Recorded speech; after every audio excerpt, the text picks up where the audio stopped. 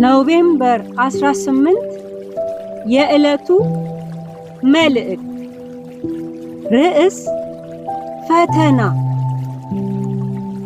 ከዚያ ወዲያ ኢየሱስ ከዲያብሎስ ይፈተን ዘንድ መንፈስ ወደ ምድረ በዳ ወሰደው።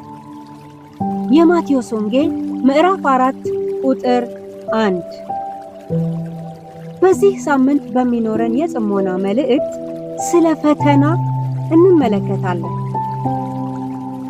የምንኖርበት ዓለም በፈተና የተሞላ ነው።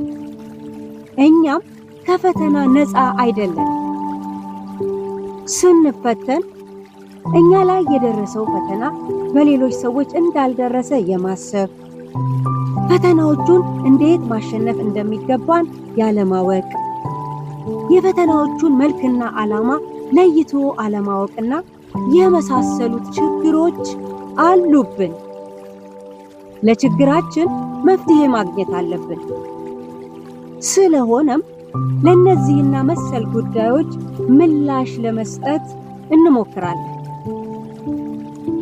ጌታችን ኢየሱስ ክርስቶስ በዮርዳኖስ ከተጠመቀ በኋላ አገልግሎት ከመጀመሩ በፊት በምድረ በዳ በሰይጣን ተፈተነ። ይህንን ክፍል ስናነብና ስናስብ መማር የሚገባን ብዙ ቁም ነገሮች አሉ።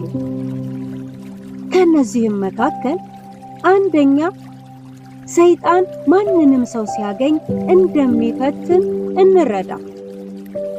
ስሙ ራሱ ፈታኝ ነውና፣ የፈተናውም ዓላማ ከግብ ለማሰናከል እንቅፋት ማስቀመጥ ነው።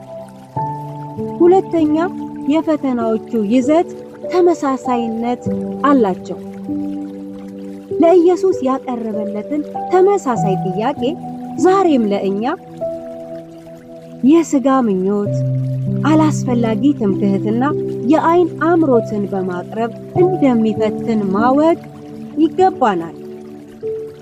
ሶስተኛ፣ የሰይጣንን ፈተና ለማሸነፍ የእግዚአብሔርን ቃል እንደ ዕቃ ጦር ማንገብ አስፈላጊ መሆኑን እንመለከታለን።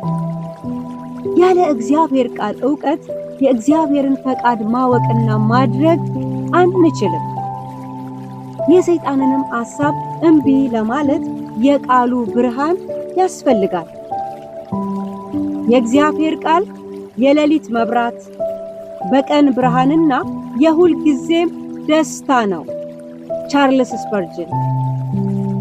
አራተኛ፣ ኢኮኖሚያዊ፣ መንፈሳዊና የክብር ጉዳዮች ለፈተና የምንጋለጥባቸው መስመሮች ናቸው።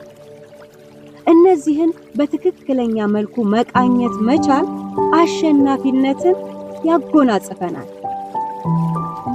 አምስተኛ፣ ሰይጣን የእግዚአብሔርን ቃል በመጥቀስ ሰዎች ከእግዚአብሔር ሐሳብ ውጪ እንዲመላለሱ ጥረት ከማድረግ ወደ ኋላ እንደማይል ማወቅና ለፈተና የቀረበውን ጥቅስ ከእኛ ፈቃድ ጋር ሳይሆን ከእግዚአብሔር ፈቃድ ጋር በማያያዝ መተርጎም ይገባናል።